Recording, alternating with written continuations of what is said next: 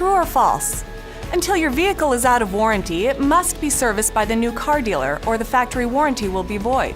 Although you may have answered true, the correct answer is false.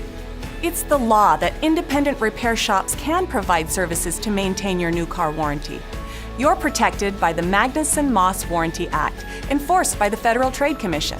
According to the FTC, it's illegal for a dealer to deny your warranty coverage simply because you had routine maintenance or repairs performed by someone else. Routine maintenance often includes oil changes, tire rotations, belt replacement, fluid checks and replacement, new brake pads, and inspections. It is also important to note that the Magnuson-Moss Warranty Act makes it illegal for companies to void your warranty or deny coverage under the warranty simply because you used an aftermarket or recycled part. The Car Care Council and AutoNetTV strongly recommend keeping records and receipts for all maintenance that's done to your vehicle and adhering to scheduled maintenance requirements.